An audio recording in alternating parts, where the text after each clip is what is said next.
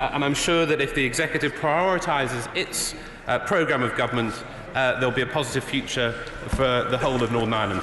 Deirdre Bruck. No, it's Kirsten. Thank you, Mr. Speaker.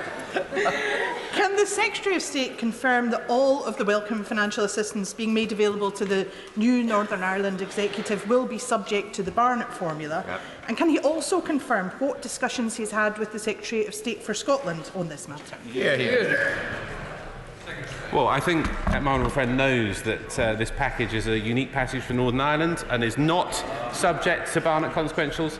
I think the honourable lady also knows there is a very, very good Secretary of State for Scotland who enjoys working positively with her and her colleagues. Erin Smith. Thank you, Mr. Speaker.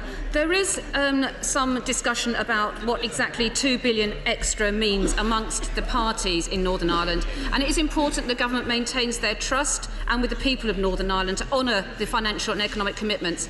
But in the wake of the RHA scandal, it's also important that government ensures transparency and value for taxpayers' money. Can the Secretary of State tell us what investment is actually required to fund the Bengoa review, and what assessment has been made of savings from delivering an integrated education service? I thank the honourable lady for her question. The answers are to be found with the Executive. It is up to the devolved government to look at how best to spend this package. It is up to the parties and the Executive to work through how it delivers on its side of the agreement, which is to transform both the health service and education. It's not for me to come up with those answers, but I look forward to hearing theirs. Robert Larkin. Number 3, sir.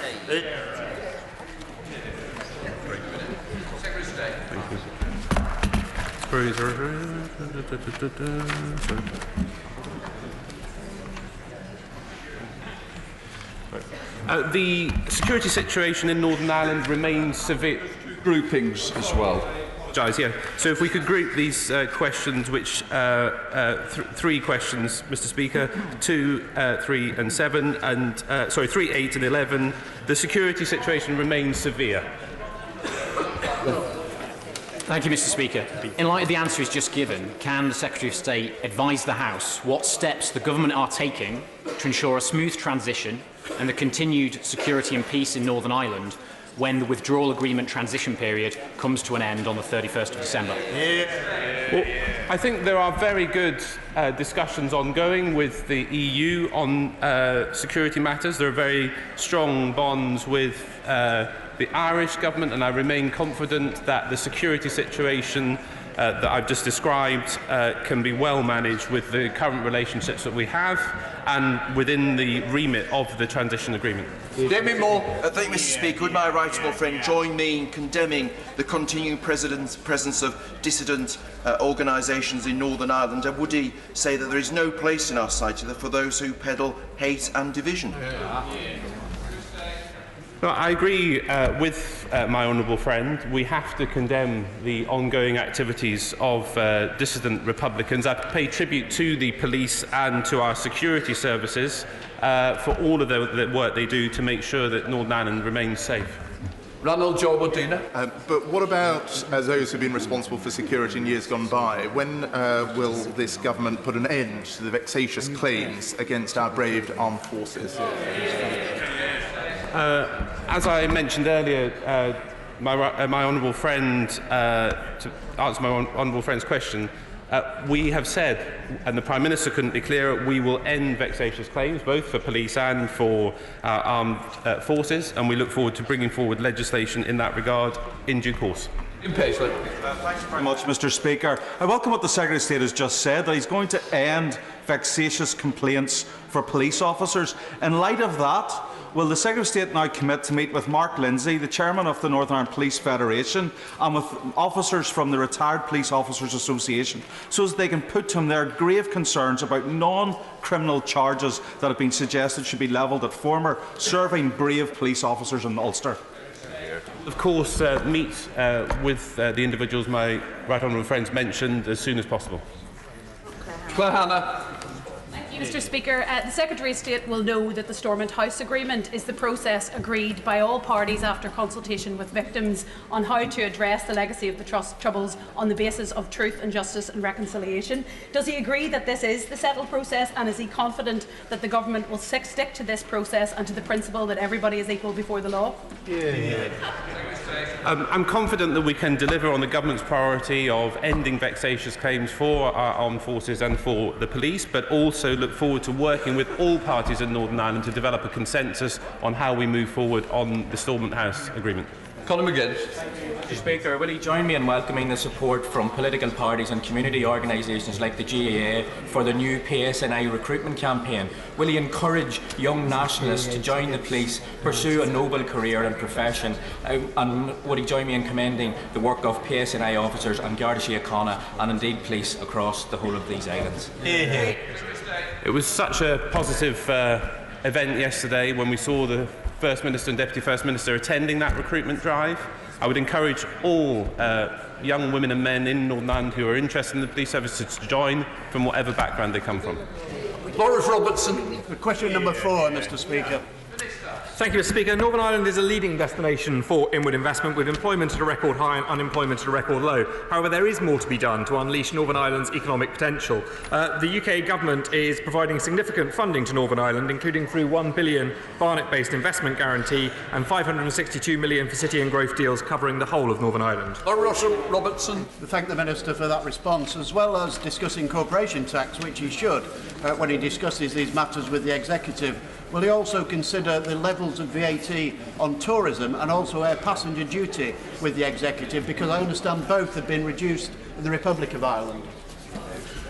My honourable friend raises some important points. The tourism potential of Northern Ireland is enormous, and I can confirm to him that, as previously committed, this Government is reviewing the devolution of APD, and that review is ongoing. Sir Geoffrey Donnells. Thank you, Mr. Speaker. We welcome the success of InvestNI and others in attracting investment to Northern Ireland. But it is essential we continue to have unfettered access to our biggest market, which is Great Britain, and that economic growth is dependent upon that, and we need the Government to honour the commitments they've made to ensure that we continue to have that access in both directions. I absolutely recognise the importance of the issues the right honourable gentleman is raising. This is something that we will honour. We have committed through New Decade, New Approach to specific legislation on this issue, and look forward to working with him and with the other parties on delivering that. Sir Geoffrey Donnells. And will the Minister indicate the timescale within which the Government hope to bring forward those legislative measures? Because it's essential that business has the certainty that they need at this time to take investment decisions. Well, as you will know, the commitment is to have this legislation in place by the end of this year. But of course, there will have to be discussions through the usual channels as to the precise timing of that. All right. Simon Hall. Thank you, Mr. Speaker. And can I thank the House for returning me to chair the Select Committee? A strong economy requires access to a skilled, motivated workforce. Clearly, we have to ensure that the skills base in Northern Ireland is supported and grows. But can my honourable friend assure me that the voice and needs of the Northern Irish economy will be heard loudly in the Home Office as we finesse our immigration policies moving forward?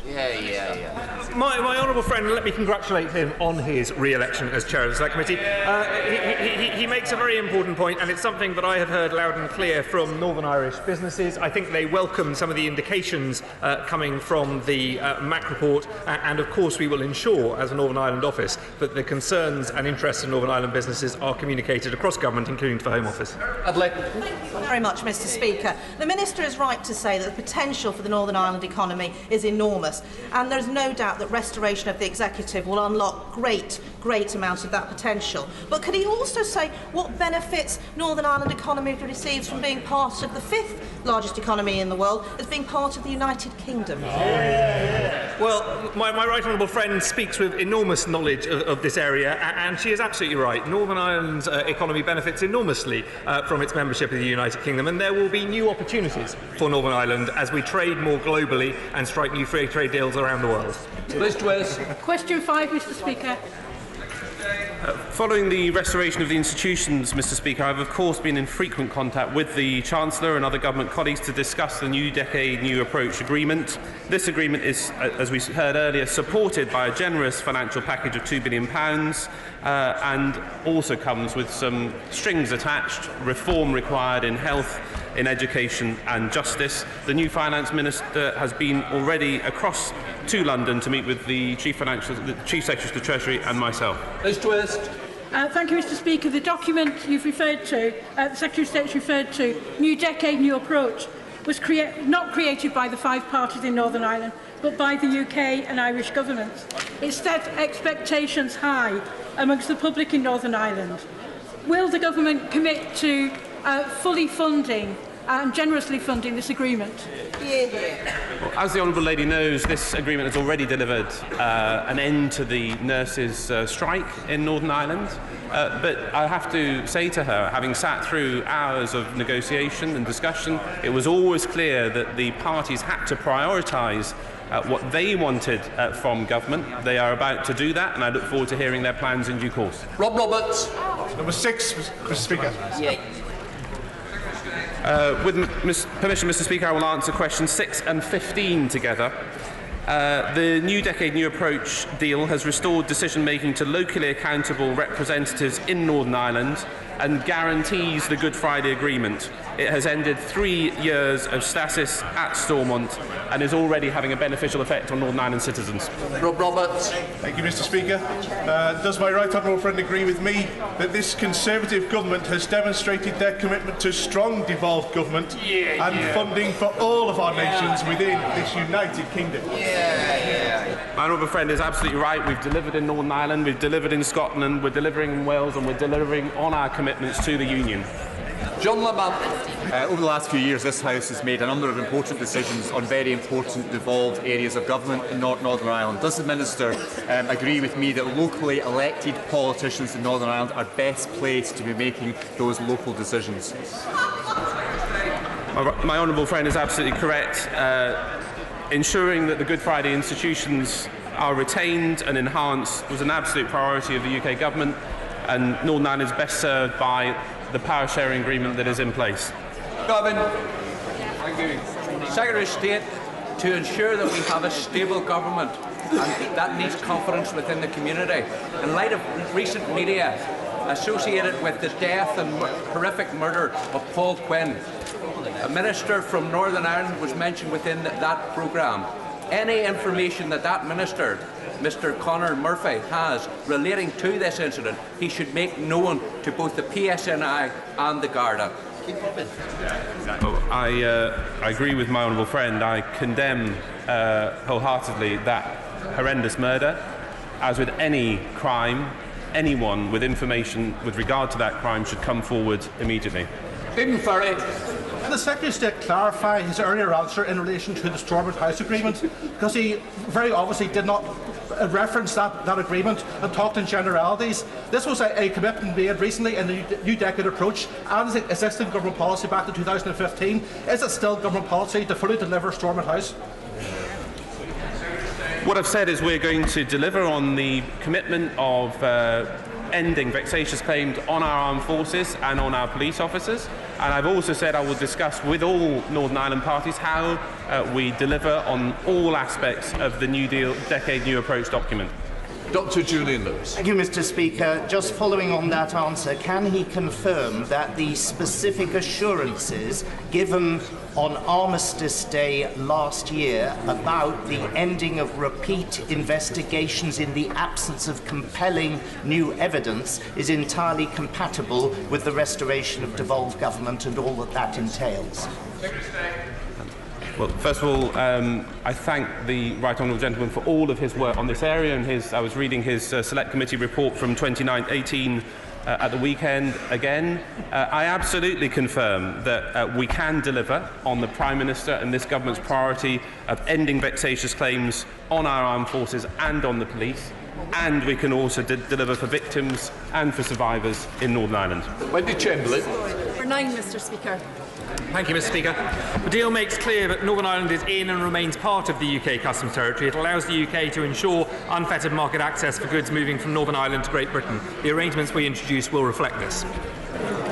Wendy Chamberlain. Thank you, Mr. Speaker. The Minister talks about unfettered access on goods moving from Northern Ireland to Great Britain. But according to a Treasury document leaked during the election campaign, firms will have to complete exit summary declarations at a minimum. So I ask him again, will goods moving from Northern Ireland to Great Britain have to complete customs declarations? And if I ask that again at a future session, will he give the same answer?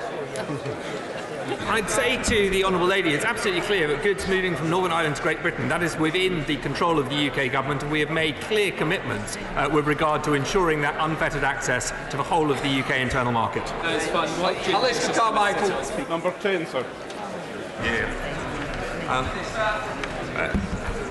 The deal implemented in domestic law through the European Union Withdrawal Agreement Act 2020 means we have now left the EU as one United Kingdom. The protocol on Ireland and Northern Ireland guarantees Northern Ireland's integral place in the UK, and this government will never be neutral in expressing our support for the Union and our steadfast belief that Northern Ireland's best interests are served within a strong United Kingdom.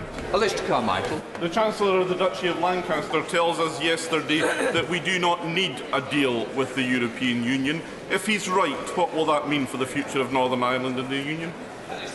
Well, I think the point the Chancellor of the Duchy of Lancaster was making is that we already have a deal with the European Union. We have left the European Union with a deal, and I think that's good news for Northern Ireland and the whole of the United Kingdom. Karen McCarthy. Question 12, Mr. Speaker. Thank you.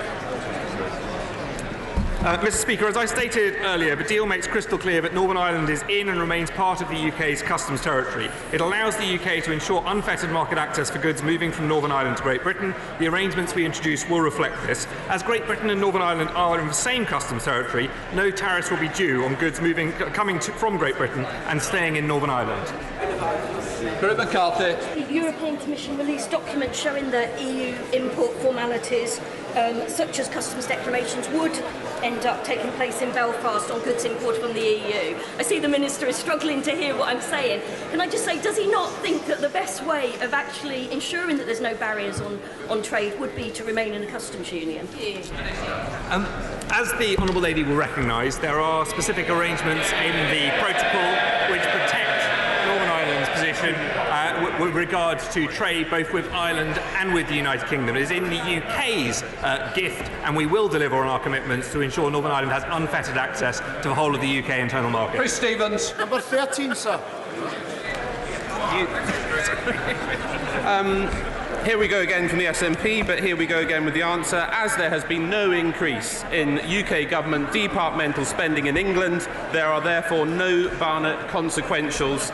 Like previous Northern Ireland support packages, Mr. Speaker, this funding addresses unique challenges, as was the case with city deals and support for farmers in both Scotland and Wales. Stevens. Thank you, Mr. Speaker. We welcome the return of the new executive and new monies for Northern Ireland, but given the Prime Minister's stated previous opposition, would the Secretary of State for the record confirm if his government still intends to abide by the Barnett formula? I can confirm we absolutely plan to abide by the Barnett formula, and that's why, as part of this government's commitments, we're levelling up across the nations of the United Kingdom. Colin Lockhart. I thank the Secretary of State for his answer. He will know that farming and fisheries are an important part of our local economy, and you mentioned the Barnett consequentials towards farmers. Can you give specific assurances that farmers and fishermen will be looked after now that we have left the EU? I can confirm that we will look after everybody after we leave the EU, but I'm also reticent, sitting so close to the Chancellor of the Exchequer, on making any commitments about the forthcoming budget. Before we start Prime Minister's questions, I'd just like to draw the attention to the House to the fact that for the first time the House of Commons is starting a trial scheme to provide British Sign Language interpretation of PMQs online. A signed version of the session is available live on the Parliament Live TV. Can I just say that everyone deserves to be able to follow what is such a key moment in the parliamentary week, and I'm committed to our proceedings accessible and clear as possible. I really want to thank everyone who has worked very hard to make this happen. Question 1, Dr. Jamie Wallace. Question number 1, Mr. Speaker. Mr. Speaker, the whole House will want to pay tribute to the police and all of the emergency services for their brave response to the terrorist incident in Streatham on Sunday. This appalling incident makes plain the case for immediate action, and we will shortly introduce emergency legislation to make sure that we do everything to protect the public. Mr. Speaker, this morning I had meetings with ministerial colleagues and others, and in addition to my duties in this House, I shall have further such meetings later today. Dr. Jeremy Wallace. Mr. Speaker, on behalf of my constituents in Bridgend, may I warmly congratulate the Prime Minister for delivering on the promise made to the British people that we will leave the European Union. Will he reassure my constituents that now that we are taking back control of our money, our borders and our laws, that every effort will be made to bring jobs and investment to areas such as Bridgend that feel left behind? Mr. Speaker, I can give him that assurance, and I can tell him that with better education, better infrastructure and high technology, we will unite and level up this country and deliver, as he is doing, for the people of Bridgend. Leader of the Opposition, Right Honourable Jeremy Corbyn. Mr. Speaker, we were all appalled by the terror attack in Streatham on Sunday, and I want to join the Prime Minister in paying tribute to the bravery and dedication of the police, security services and all the other emergency response staff in the way in which they dealt with what was a terrifying and terrible situation. Last Friday, this country left the European Union. Britain's place in the world is at a crossroads, and whilst there are different views across this country, we will be holding this government to account as the negotiations begin. But my hope is that we now truly come together to shape our common future and build an internationalist, diverse and outward-looking country. Indeed, we'll get an opportunity to do that when Britain hosts the UN Climate Change Conference, COP26, later this year. Despite the fact that we are the 11th hour to save the planet, the former Tory minister and now ex-president of COP26, Claire O'Neill, said, and I quote, "There has been a huge lack of leadership and engagement from this government." What on earth did she mean? Mr. Speaker, I think if you look at what this government is achieving and already has achieved on climate change, it is quite phenomenal. And he will know, Mr. Speaker, that last year was the first year on record that renewables produced more of the energy of this country than fossil fuels. He will know that since this government came to power, in 2010, 99% of all the solar panels that have achieved that miracle were installed under this government. We are delivering for the people of this country. We are reducing greenhouse gas. All he would produce, I'm afraid, is a load of hot air. Mr. Speaker, the problem is the government's own figures show that it's missing the carbon budget, let alone by 2050. It will be 2099 before this country meets net zero. And we discovered this morning that two former Conservative leaders have also turned down the job formerly done by his minister. Maybe it could be third time lucky. Perhaps we could make a joint approach to the member for Chingford and Woodford Green. Perhaps he would like to take on that job. He's over here and in the chamber all ready for it. His own former Tory minister said we should have clear actions, an agreed plan and a roadmap for the year of action. But we do not. So why is the Prime Minister failing so spectacularly to measure up to the scale of the climate crisis that this country and indeed this planet is facing? Mr. Speaker, this is beyond satire. This is the first country, the first major economy in the world to have set a target of carbon neutral by 2050. It's an absolutely fantastic thing. We are leading the world in our ambitions, and we will have a wonderful summit in Glasgow, one of the most fantastic cities in our country, at the end of the year. Jeremy Corbyn. Mr. Speaker, this country isn't meeting its target. And and it isn't due to meet its target, and I think the Prime Minister should recognise that. Even the Paris targets are not enough. The UN says we have just a decade to change course if we want to avert a climate catastrophe.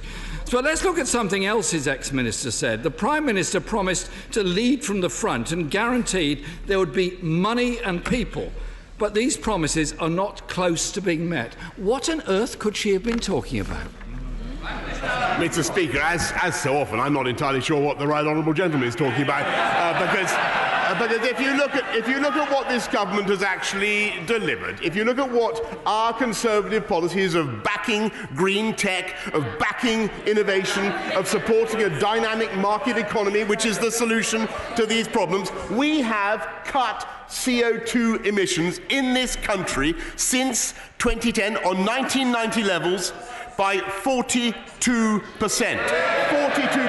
That is an astonishing achievement, and at the same time, the economy has grown by 73%, thanks to free market, dynamic, one nation conservatism. That is our approach. What's his? His former minister said, my advice to... Well, you might not like it, but I'm going to read it.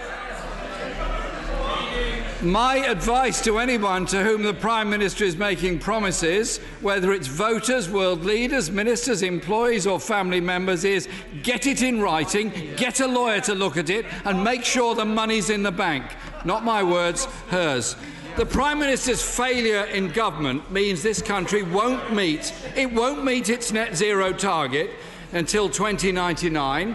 This government has banned offshore wind, and his government is funding billions on fossil fuel projects abroad. Is this what his minister means by the absence of leadership? Mr. Speaker, I think the grotesque failure of the Leader of the Opposition to understand what is happening in this country's economy, let alone in the fight against climate change, is quite mind-boggling. I can inform him today that this country is leading in not just producing the technology to generate offshore wind, but the northeast of this country leads the world in producing and designing those fantastic turbines. And it's because of that technological innovation that we are able massively to expand our renewables. And I can tell you, I think you may know this, that in 1990 this country was 70% dependent on coal power. We are now today, and by the way, he'd want to reopen the coal mines. Today we are down to 3%, Mr. Speaker, and by 2024 it will be zero. That's our plan. What's his? It was the Labour Party that proposed the climate change emergency motion to this House on May the 1st. And the Prime Minister is quoting things that happened in 1990 and afterwards. During that time, of course, he was a climate sceptic who didn't say anything about this at all. Poor leadership is nothing new to this Prime Minister. When he was Foreign Secretary, he cut the number of climate attachés across the world by 60% in our embassies, and reportedly said, "You're not going to spill this out to the media, are you?" to his staff. Considering his monumental failure in advance of COP26, isn't it really just a continuation of his climate change denial statements that he was regularly making up until 2015? Mr. Speaker, the right honourable gentleman is talking absolute nonsense. This government is delivering a fantastic agenda in tackling climate change. We lead the world in going for a zero-carbon approach. His own approach is utterly unclear and has indeed been condemned by the GMB as a disaster for the UK economy that would force people to he would confiscate people's cars and prevent them from having foreign holidays. We have a plan that will allow the UK economy to continue to grow, that will create jobs and tackle climate change. Jeremy Corbyn. I really do admire the Prime Minister's very vivid imagination. But unfortunately, his vivid imagination seems to have taken over from his memory, because he might recall saying that climate change is a primitive fear without foundation. The Prime Minister of Bangladesh said, Any consequence of failure to deliver a climate action plan must fall equally on every country. The cost of our inaction is devastating to every living person. But our Prime Minister is failing on the biggest stage on the most important issue of our time.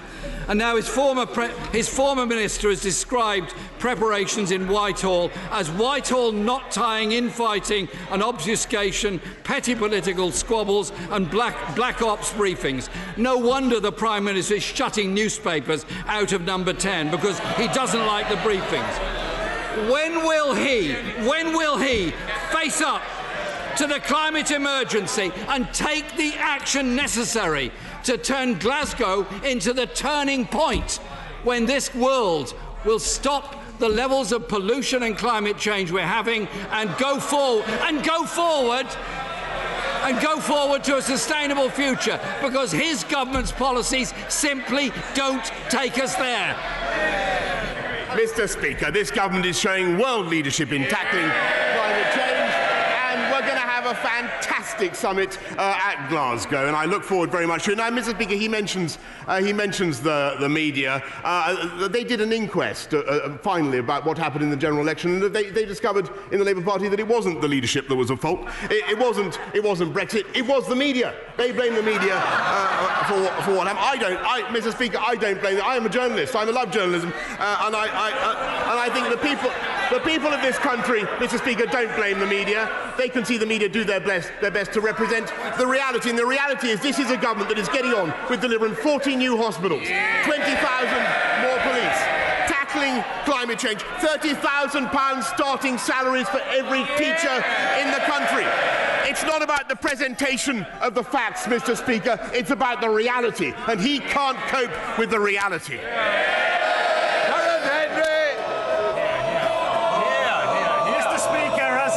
For Broxtowe, I'm absolutely delighted that funding is starting to flow to rebuild hospitals, such as the £5 million seed funding going to Nottingham University Hospitals NHS Trust.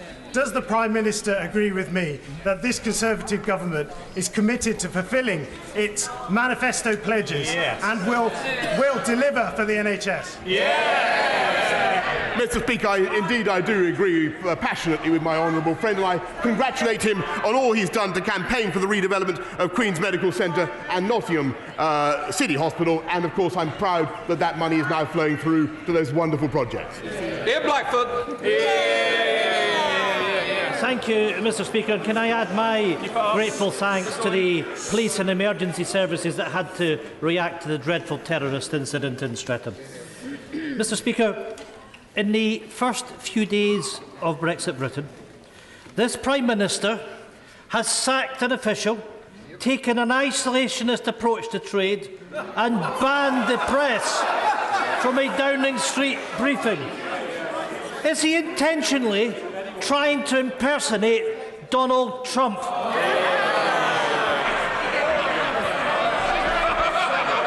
Mr. Speaker, I don't think anybody listening to my speech, I think it was on Monday, could have mistaken it for anything but the most passionate, internationalist, globalist, open, outward-looking approach. There is only one party in this country that has nationalist in their name, Mr. Speaker. That's them. That's them. They would break up the most. They would break up. That's them. They would break up the most successful political partnership of the last 300 years. He and his party should concentrate on the day job and doing a better job for the people of Scotland. Mr. Speaker, the Prime Minister doesn't even know the name of our party. The Prime Minister is on a dangerous trajectory. Is it any wonder that poll after poll shows majority support for Scottish independence? Mr. Speaker, our former US ambassador has made clear the threat of a Tory-Trump trade deal, warning that drug prices could soar.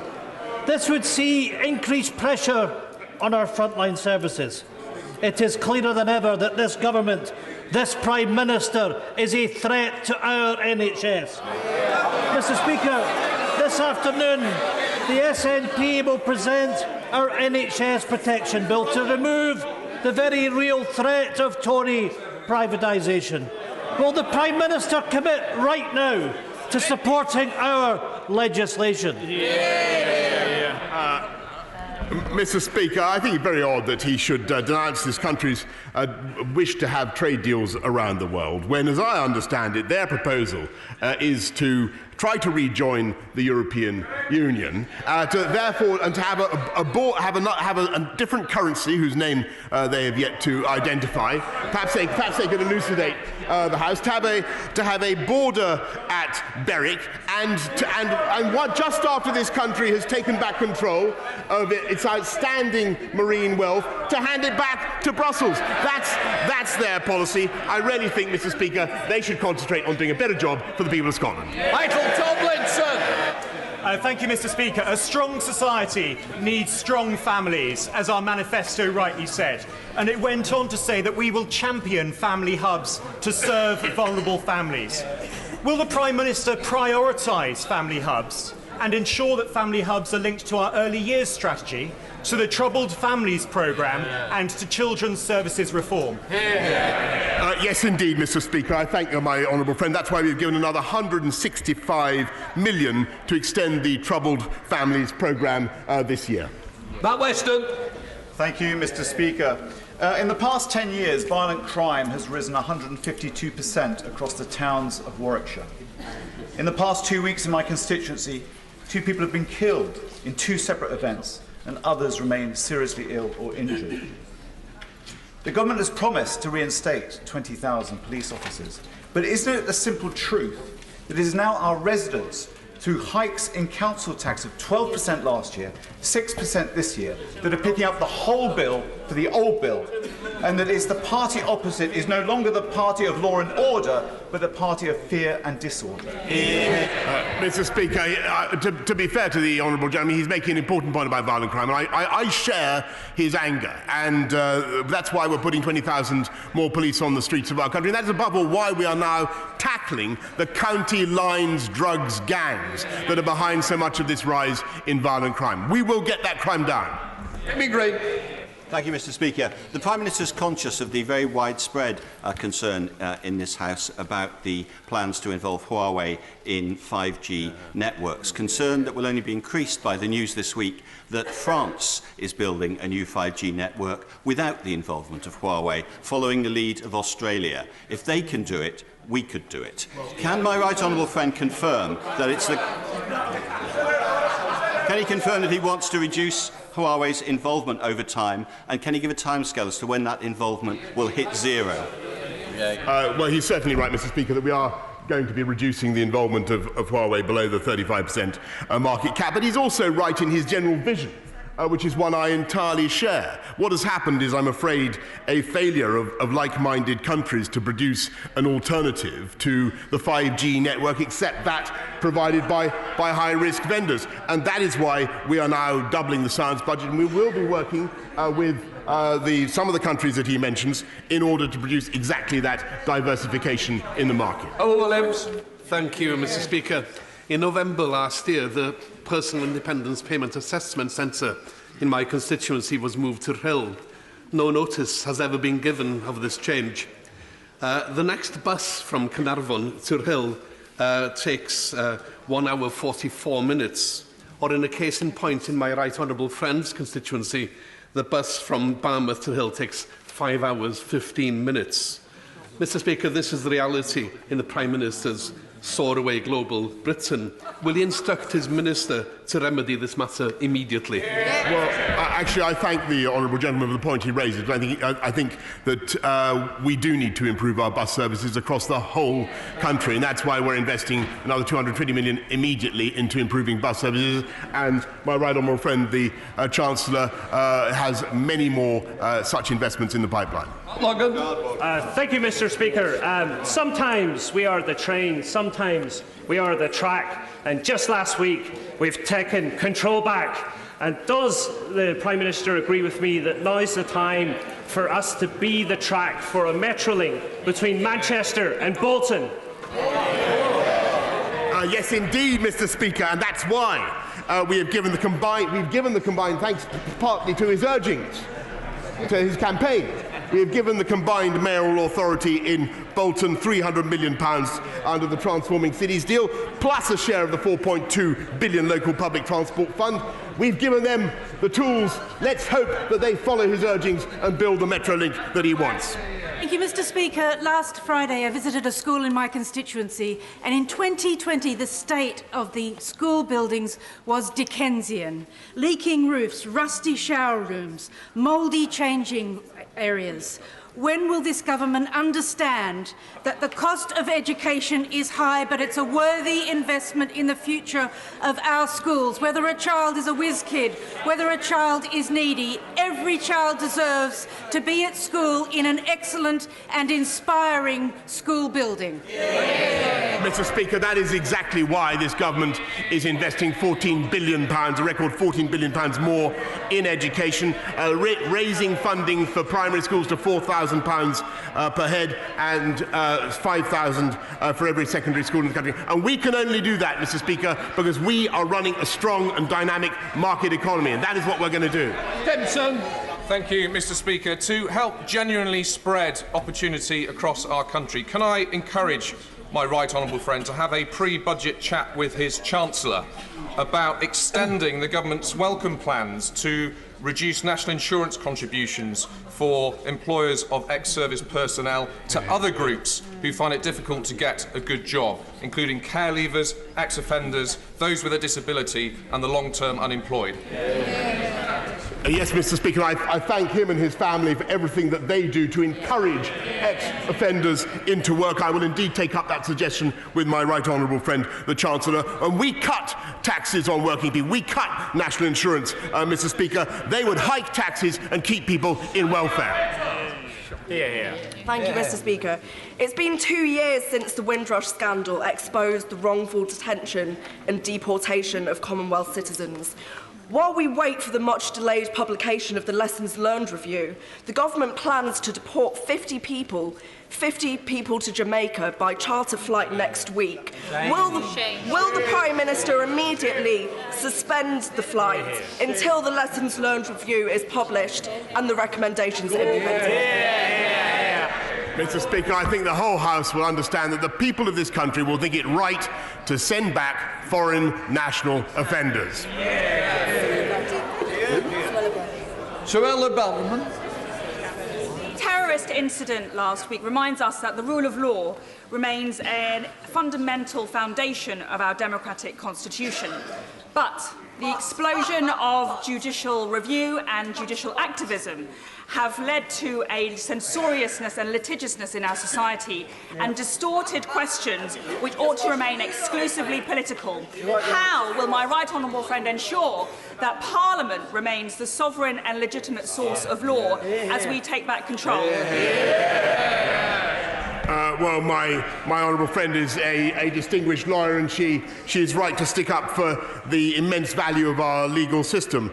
We must protect judicial review. It's a vital part of our system, but we should also ensure that it is not abused, Mr. Speaker, to conduct politics by other means or to create needless delay. Thank you, Mr. Speaker. For many years, Bedford has been promised a new inpatient mental health facility, especially since provision at Wellowing was closed in 2017. Yet patients are still travelling 20 miles to access services. Will the Prime Minister explain how this demonstrates the parity of esteem in mental health care that his party promised in 2012? Mr. Speaker, we're putting record investment into the NHS, £33.9 billion, and a total of £12 billion are now going into mental health care. That is a record sum. David. I'd like to follow on my right honourable friend for Ashford's question on Huawei. The Australian agencies analysed the involvement of any element of Huawei in their 5G system and determined that any involvement would lead to a major risk of both sabotage and espionage. Can he give an undertaking that this country will lead the Five Eyes and NATO to create an alternative to Huawei in the next 2 years? Yes, Mr. Speaker. We, of course, will do nothing to endanger either our critical national security infrastructure or to prejudice cooperation with Five Eyes partners, as he's rightly suggested. And we will work to ensure that high-risk vendors cannot dominate our market. Alex Davis, sir. Diolch, Mr. Speaker. The Prime Minister will know that under his government there has been a mass shortage of consultants across the UK, leading to a strain on our A&E services. How is he going to make sure, especially now that we have left the EU, that consultants from overseas are encouraged to apply for NHS visas to work in hospitals across the UK? Mr. Speaker, of course we've instituted NHS visas in order to attract talent from around the world, but I would remind her that I think she speaks for a Welsh seat, that is a devolved matter for the Welsh Labour government. The Prime Minister has rightly put keeping our country safe and the NHS at the heart of this government's plans. Will he support my campaign for 2 new GP surgeries in my beautiful market towns of Oakham and Melton? And can I remind him that he's always welcome if he's in search of a pork pie, Rutland Bitter or Stilton? That was rude. I think that was just... Mr. Speaker, the short answer is yes and yes. Last week, it was revealed that my constituent Errol Graham starved to death just months after the DUP stopped his benefits. His emaciated body was only discovered when bailiffs broke down his front door to evict him. The first priority of government is to keep its citizens safe. How many more vulnerable benefit claimants will have to die before his government starts to value their lives? Mr. Speaker, this is a tragic case, and she is right to raise it. We've allocated 36 million to improve safeguarding and decision-making in cases like this, including the creation of a new independent serious case panel so that we can scrutinise and learn lessons from tragic cases like this, as well as improving guidance for staff involved. Bernard Jenkins. Thank you, Mr. Speaker. Will my right honourable friend join with me and on behalf of the whole House extend our sympathy and best wishes to those who were injured in the Streatham attack last week? May I welcome his intention to legislate as a consequence of this attack? And will he agree that Her Majesty's government really has now no option but to legislate to try and contain the threat of ex-terrorist offenders where they still pose a threat to our country? Yes, I think, Mr. Speaker, that my right honourable friend is entirely right, and I think that most of the people in this country would agree that the system of automatic early release of terrorist offenders has run out of road, and it's time to find a way, as we are, to make sure that they are properly scrutinised by a parole board or by an equivalent. Jones. Thank you, Mr. Speaker. Thanks to the tireless work of my predecessor, the late great Paul Flynn, and my honourable friend, the member for Gower, and the families of children with intractable epilepsy, medical cannabis is now legal in the UK. So can the Prime Minister answer calls from the families of very sick children who need medical cannabis when this medicine will actually be available on the NHS? And will he come to Portcullis House with me after this session to meet these families and to personally assure them that he will do all he can to help? Well, Mr. Speaker, it was this government and my right honourable friend, the Health Secretary, who did legalise medicinal cannabis, and I can undertake that he will certainly be happy to meet your constituents this afternoon. Alexandra Stafford. Thank you, Mr. Speaker. Buses are a vital lifeline for residents in Rother Valley, but too often first buses are letting down the people of South Yorkshire. Will the Prime Minister confirm that this government fully backs buses as an essential way not only to connect our villages, towns and cities across the north, but also to unlock the potential of Rother Valley and South Yorkshire?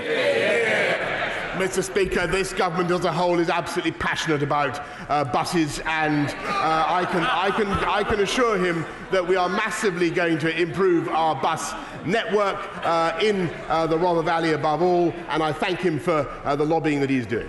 Owen Thompson. Mr. Speaker, we know the Prime Minister has form in ducking democratic scrutiny at every opportunity. And his party is no stranger to receiving Russian donations. But his repeated refusal to publish the report into Russian interference in UK democracy is unjustifiable and unacceptable. Can the Prime Minister tell us clearly, without bluff and bluster, when the report into Russian interference will be published, why it has been delayed so long, and when will he reconvene the Intelligence and Security Committee? Mr. Speaker, the report will of course be published, as he knows full when the Intelligence and Security Committee is reconstituted, and I think he's likely to be thoroughly, his conspiratorial frame of mind is likely to be thoroughly disappointed by the results. Dean Russell. Mr. Speaker, commuters in Watford are fed up with poor rail services, making them late for work in the morning and late at home at night to see their families. Will the Prime Minister agree with me that even new rail franchises that don't deliver cannot assume that they will keep their contract if they don't sort out the issues as soon as possible? Absolutely, Mr. Speaker, and that's why we're putting £48 billion into improving our railways as part of the infrastructure revolution. But never forget, Mr. Speaker, that lot would renationalise the railways, and when the railways were nationalised, a quarter of railway users deserted the network. After privatisation, rail use doubled, Mr. Speaker. Mr. Speaker, last week we lost a political giant in Seamus Mallon. He was an outstanding parliamentarian and a seeker of justice for everyone. One injustice that burned with him until his dying day was the murder of Paul Quinn. Paul was beaten to death by an IRA gang in 2007. They broke every single bone in his body, so much so that his mother couldn't place rosary beads in his hands in his coffin.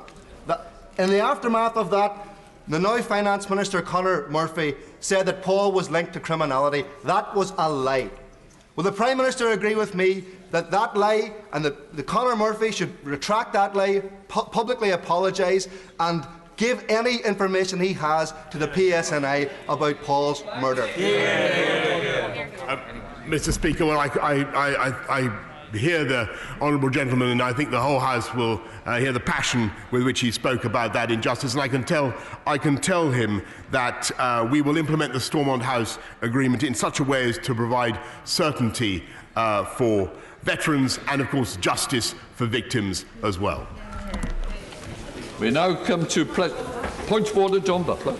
Thank you, Mr. Speaker. Mr. Speaker, the Home Office press team told journalists that everybody on the deportation flight to Jamaica are serious criminals. Mr. Speaker, this seems not to be true.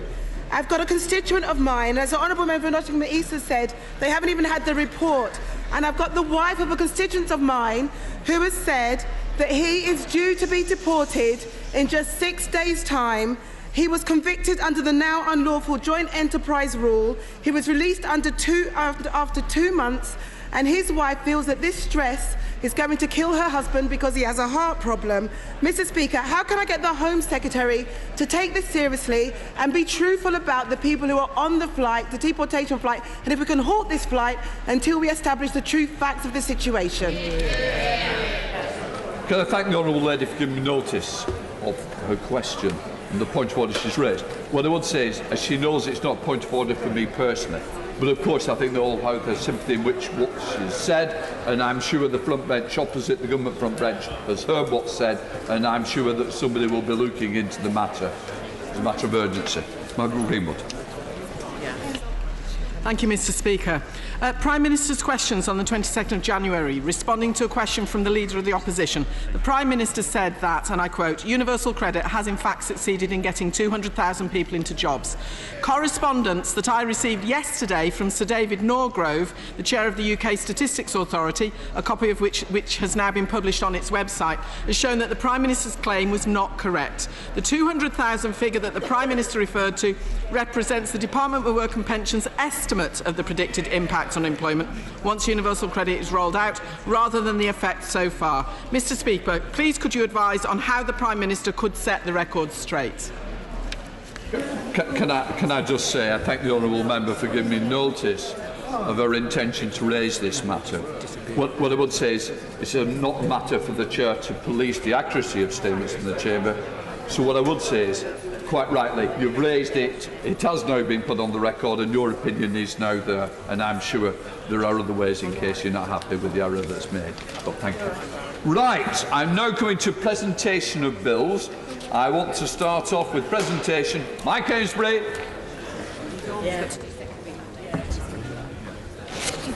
Education guidance about costs of school uniforms bill. Second reading what day? Friday the 13th of March. Sir. Friday the 13th of March. Thanks. Darren Jones. Forensic Science Regulator and Biometric Strategy Bill. Second reading what day? Friday the 24th of April. Friday the 24th of April. Anna McMorrow. Cooperative and Community Benefit Society's Environmentally Sustainable Investment Bill. Second reading what day? Friday the 27th of March. Friday the 27th of March. Laura Trott. Botuline and Toxin and Cosmetic Fillers Children Bill. Second reading what day? Friday the 15th of May. Friday the 15th of May. Chris Loader. Animal Welfare Sentencing Bill. Second reading what day? Friday the 12th of June, sir. Friday the 12th of June. Paula Barker. National Minimum Wage Bill. Second reading what day? Friday the 26th of June, sir. Friday the 26th of June. Philip Dunn. Sewage Inland Waters Bill. Second reading what day? Friday the 10th of July. Friday the 10th of July, and no one blocked, I understand. We now come to Mark.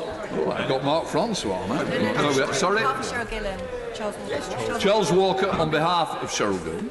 Sir Charles Walker, may I say? Yeah. Prison Substance Testing Bill. Second reading what day? Friday the 15th of May, sir. Friday the 15th of May. Mr. Mark Francois. Controlled Roadworks Bill.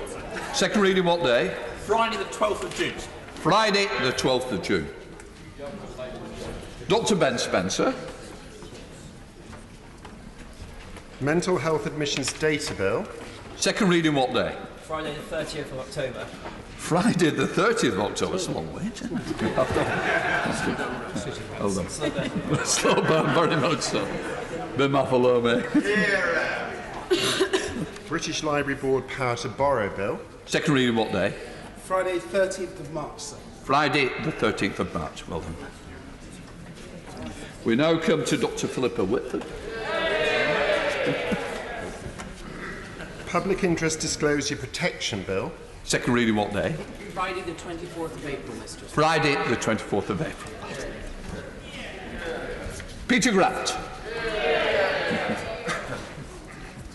Trade Agreements Exclusion of National Health Services Bill. Second reading what day? Friday the 26th of June, Mr. Speaker. Friday the 26th of June. Alex Cunningham. What number are you? Unpaid Work Experience Prohibition Number 2 Bill. Second reading what day? Friday the 27th of March. Friday the 27th of March. We're going to have a busy time ahead. The deal. Loud wigging voice. On behalf of Liz Twist, Mary Kelly. No, Mary Kelly Floyd. hang on a minute. Yes, Liz Twist on call Mary Kelly. Thank you, Liz. Education, Training, Welfare of Children Bill. Second reading what day? Friday the 13th of March. Friday the 13th of March. Thanks, Liz. Andrew Mitchell. Yay. Registers of Births and Deaths Bill. Second reading what day? Friday the 15th of May. Friday the 15th of May. Thanks, Andrew.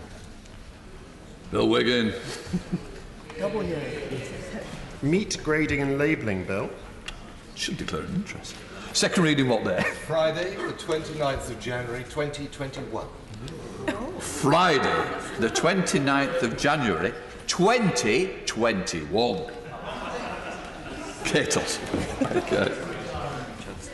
NHS 111 Service Training and Clinical Oversight Bill. Second reading what day? Friday the 10th of July, Mr. Speaker. Friday the 10th of July. Thanks, Kate. Simon Phelps. Third sector organisations impact and support bill. Second reading what day? Friday, 11th of September. Friday the 11th of September. So we're sitting. And last certainly but not least, Patrick Grady, on behalf of Coral Monaghan. Asylum seekers permission to work bill. Second reading what day? Friday the 27th of November. Friday the 27th of November. Thank you. Thanks, everyone. We now come to the business of the day. We come to the first opposition day motion on local government finance. Just let everyone just go a second. Okay. I now call Andrew Gwynn to move the motion. Thank you, Mr. Speaker, and with permission of the House... Just to let you know, I have selected the amendment in the name of the Prime Minister. Andrew Gwynn. Thank you for that clarification, Mr. Speaker. And with permission of the House, I beg to move the opposition motion in the name of the Leader of the Opposition, myself and my right honourable and honourable friends. Mr. Speaker, the state of local government finance is desperate. Our councils are not just at breaking point, many of them are broken. And the government's so-called fair funding review could be about to make matters worse for some of those councils. I will give way. He's making an excellent beginning to his speech. And could I ask him, how many councils like Northamptonshire does he think will fall in the next 5 years? Good point. Well, of course, that is the worry, because there are a number of local councils that are edging ever closer to the cliff edge. The number that will drop over that cliff edge is very much dependent on the actions of this government. If this government honours their word and puts resources into local communities that need it the most, then hopefully we can avoid more Northamptonshires. Yeah. But if they continue along the lines that I fear they will, by removing resources from those areas that have the greatest need but the least ability to raise their own finances, then I fear for the future of the local government sector. I will give way. I'm sure my friends had a chance to read the LGRU's excellent annual survey of local government finances. And the point made there that 10% of councils are worried that they won't have sufficient resources to meet their statutory duties. That's a really clear tipping edge we could be at unless the government acts to stop it. Yes, my honourable friend is absolutely right on that, and I will touch on that very report later on in my debate, but it really does highlight just what 10 years of cutting our local public services at a time of rising demand, particularly for the expensive people-based services, adult social care and children's services, those impacts that it has had on our local council. Because this is the problem. This is the problem, that with those councils who have the greatest social need, the worst health inequalities, and with a limited tax base to make up for any financial losses, the so-called fair funding formula could be the factor that tips them over the edge. Now, I know that shortly the Minister of State will stand up and pronounce that the recent finance settlement that we are set to agree next Wednesday shows that he is investing in local services. But he's a lone voice in saying this, and it shows just how detached the government is from the sector that they are here supposedly to represent. Because the truth is that since 2015, just 5 years, local government funding across England has fallen by 32%. I will give way. Would my honourable friend also agree that local government are also fearful of rumours last week that the Chancellor is asking departments to actually cut another 5% from their budget?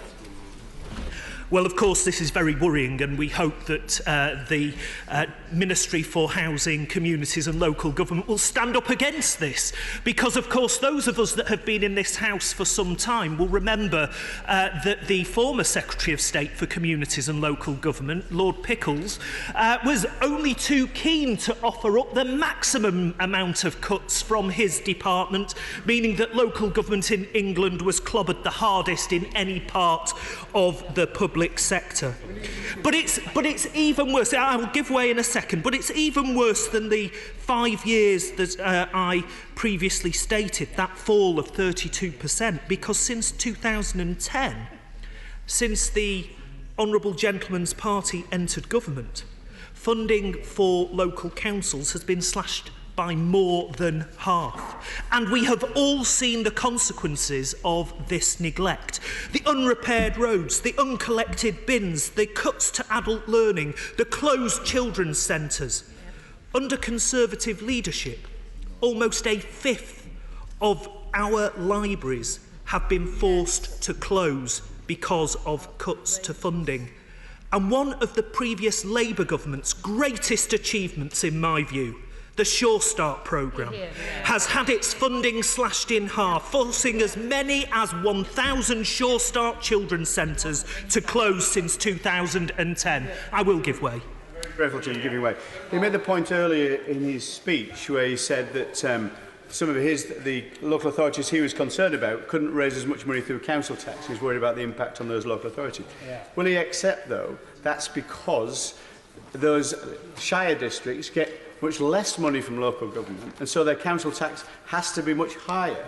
Does he agree it's only right then we do look at a fairer funding formula so everybody pays a fair amount and receives a fair amount? Very good point. Well, I will come on to the specific points of funding adult social care later on in my contribution, but the fact is this, and I will happily provide these statistics. The 5 most deprived local authorities in England are Liverpool, Knowsley, Blackpool, Kingston upon Hull and Middlesbrough. They have lost over since 2010, over the last decade. Blackpool, 21% of their funding, Knowsley 25% of their funding, Liverpool 23% of their funding, Kingston upon Hull 22% of their funding, Middlesbrough 21% of their funding. A 5% maximum increase in council tax in each of those local authorities raises nothing like the loss of grant funding that they have had. That isn't fair, and the Fair Funding Review, if it is carried out in the way that the Local Government Association are suggesting it might be, will see even greater reductions of funding from these most deprived communities, knowing that they will never ever be able to plug the gap from council tax alone. I'll give way. They cannot raise it. I thank my honourable friend for giving way and for quite rightly speaking about the cuts to children's centres. But would he also agree with me that when we hear about the rise in knife crime, we have to attribute much of this to the year-on-year cuts to local government's finances in terms of youth service provisions, youth justice provisions, but what we should be focusing on is investing in children's provisions and especially in education and work opportunities as well. Yes, my honourable friend's absolutely right, and again, I've been here long enough to remember the last Labour government introducing something called Total Place, and that meant that all the agencies responsible, the police, the housing associations, the local authority and central government departments worked together to tackle many of these issues in the round. And I think one of the devastating impacts of austerity over the past decade has been the breaking away from that collaboration, from that partnership approach, to a situation where each of those agencies tends to cost shunt. They're making cuts, so it's somebody else's problem, and they push it on to another part of the public sector. I'll give way to the honourable gentleman and then my honourable friend. grateful to him for giving way, and he's making some very important points about the situation in England. But you may be aware of the Wales fiscal analysis by the Welsh Governance Centre from Cardiff University, which indicates that the cuts in Wales local finance has been about £1 billion over the last 10 years.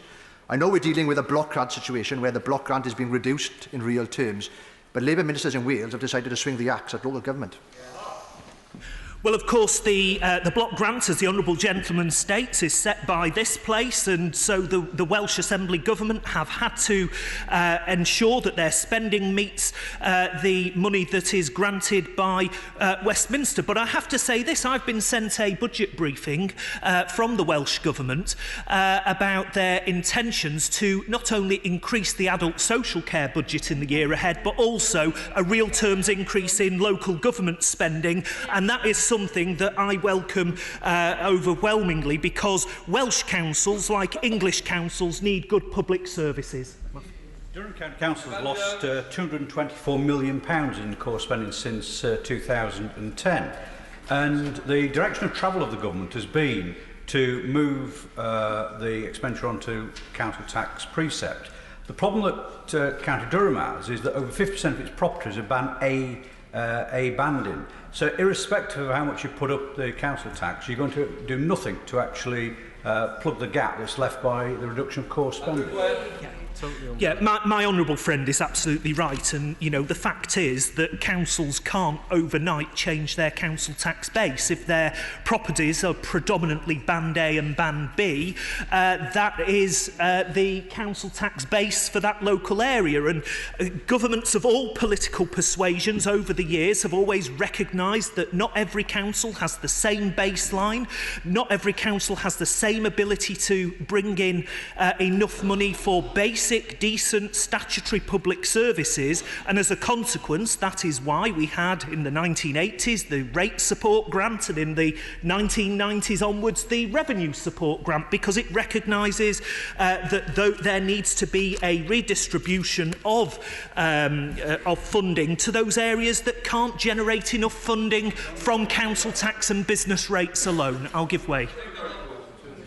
Giving way, but can I just gently say to him that not all deprivation is found in urban areas, and places like Cornwall that have had a raw deal of central government funding because of the formula put in place by the party opposite have for decades now received lower levels of funding despite being one of the poorest parts of England, and it is this government with the Fair Funding Review that is going to put that right. Well, I suspect the honourable gentleman doesn't understand the Fair Funding Review, to be clear, because the fact is I have never said that deprivation only exists in urban areas.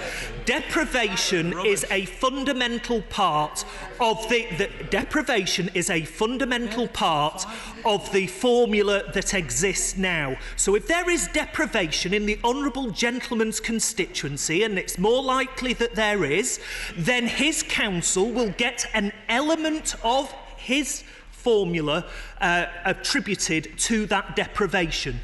But to take money from some of the poorest communities in the country to give it to the richest communities in the country with the ability to raise sufficient locally is not one nation. It is not one nation. It is reverse redistribution, and it is penalising the poorest councils and the poorest communities, and the honourable gentleman should reflect on what he has said. I will give way a bit further on because I've been very generous so far, because the point is that by 2025, the Local Government Association, Tory-led, by the way, the Local Government Association estimates that if we continue on this current course, the funding gap will grow to £8 billion. Now, that's an £8 billion gap, not to rebuild our services after 10 years of cuts. That's an £8 billion funding gap just to stay still, just to prevent already heavily stretched services from falling apart under the weight of growing demand, rising costs and wage inflation. I reiterate, £8 billion more needed just to stay the same as we are today. So even if this £8 billion funding was provided in full by 2025, it would barely keep the sector's head above water, allowing councils to continue on delivering services at current levels with no capacity to meet the growing need for services. And it would be interesting to know if the Minister of State considers this is a sustainable way to finance the sector.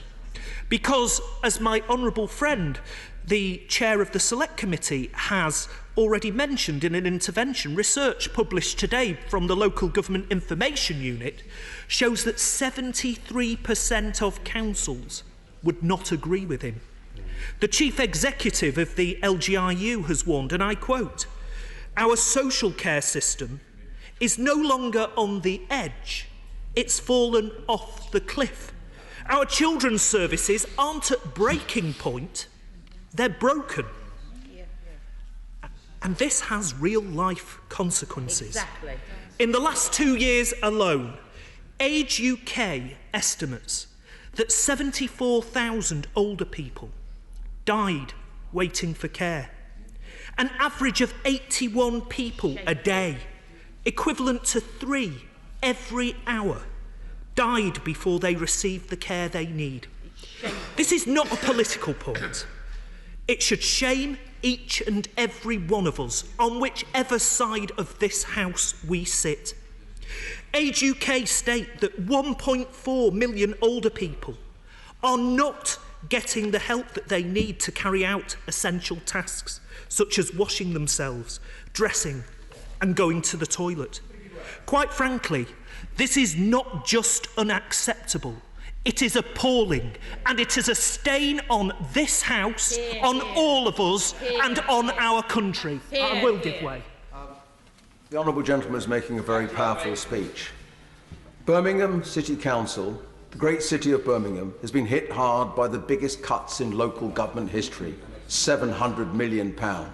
Children's centres closing, youth clubs closing, social care and special needs provision being cut back. Does the honourable gentleman agree with me that it's fundamentally wrong that the vulnerable should be hit in the way that they have been hit so hard, but it is also fundamentally wrong that Birmingham reels from those cuts whilst the leafy shires of Surrey get yet more? I do agree with my honourable friend, who has been a champion not just of local government across the country, but a champion of that great city of Birmingham and the devastation that has befallen that great city. And on the LGA's own statistics, a further £48 million in adult social care funding could be removed from Birmingham to add to that devastation that's already hit his city. That's why the Fair Funding Review is so unfair and is so wrong. But the point is this.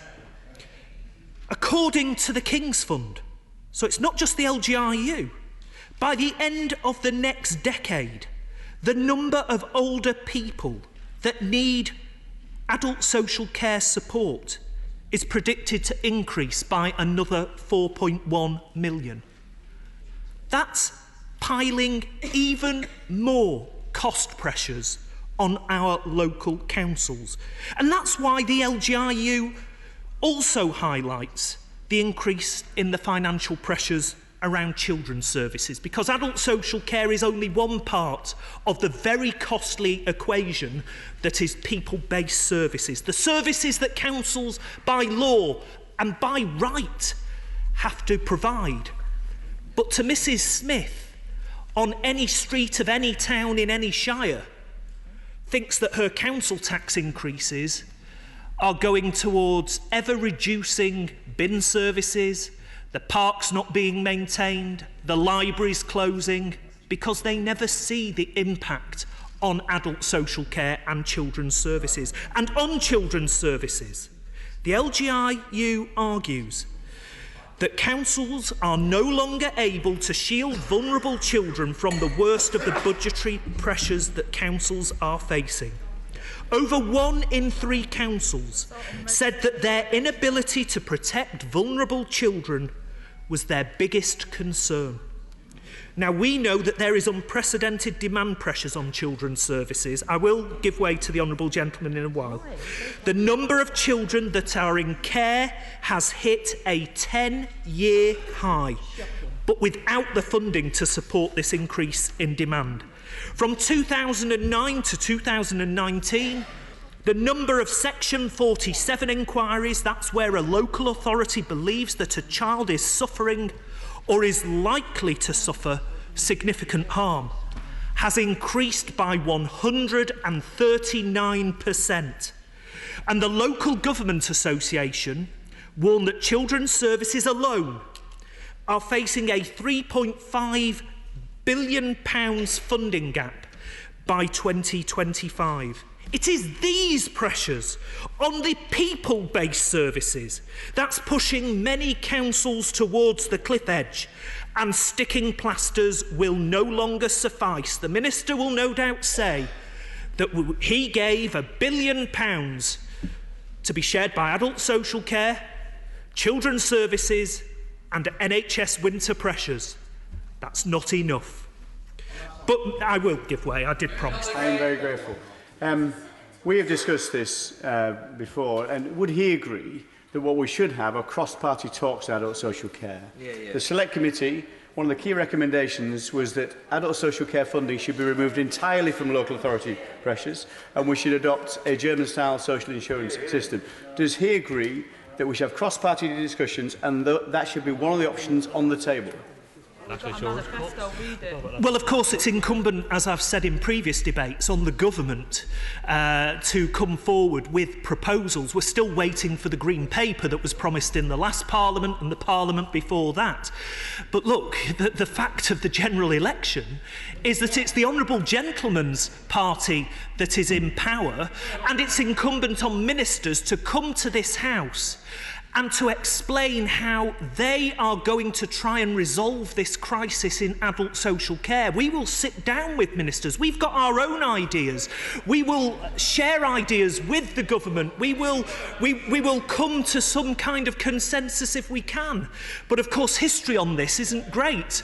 I can remember the Health Secretary at the time, Andy Burnham, having cross-party talks in the dying days of the Labour government, and it looked like we were getting agreement with the Shadow Health Secretary, Andrew Lansley, and the Liberal Democrat spokesperson, all agreeing until that general election came. And then there were posters everywhere. Labour's death tax, Andy Burnham's death tax. We have to move away from that, and we have to tackle this issue seriously. I will give way. Very grateful to him, very grateful to him. But further to my honourable friend Thurston's intervention, asking about social insurance, the point is, I intervened on his colleague, the Shadow Health spokesman, a few weeks ago, and I put it to